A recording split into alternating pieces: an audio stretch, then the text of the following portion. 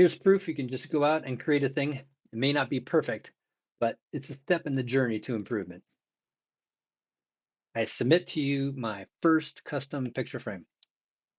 Even though it's pretty close to being rectangle, which was a requirement for this frame, there's definitely room for improvement. But that's to be expected. I wasn't thinking my first frame would be perfect. This isn't a how-to video. There's plenty of those done by much better and experienced woodworkers, but I did want to document my first build. I made it with my new Frankenstein table saw and the miter saw that I've had for a while. I was going for a 4x6 to fit some of my current artwork, but as you can see, I didn't get the math quite right because I was going for this rabbet here, ledge to fit a frame and then have the artwork glued to the frame. I wanted to not have any gap here, but that's okay. And the nice thing about custom work is that I can just cut another mat to fit in here and create a artwork specific size. But I may keep it empty just as an homage to my first frame. Also, I didn't do a great job on the gluing and clamping. This is just Gorilla Glue, even though it does say it's for use for wood. It's definitely held together mostly. But yeah, I was super impatient and just wanted to see what it was going to look like put together. So I need to actually get some woodworking glue and next for my next frame, do it correctly there.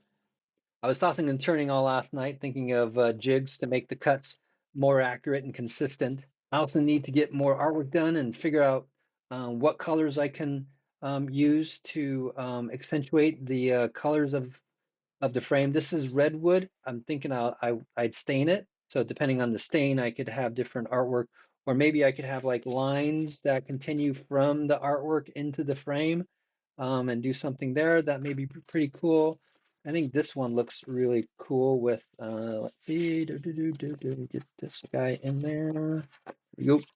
I think that artwork looks pretty cool with that color of the frame.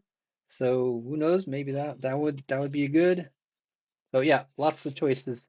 And I'm excited to be able to incorporate the artwork and the frame to just, yeah, improve the experience. It does feel like a shame to paint over some nice wood. Maybe if it was pine, I wouldn't care so much, but the redwood looks really cool and it smells awesome too. What else to say?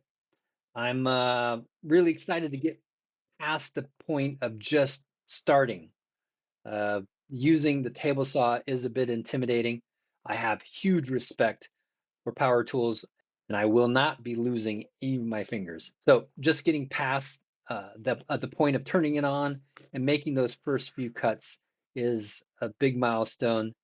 And getting something close to square or rectangle and target size is a good feeling.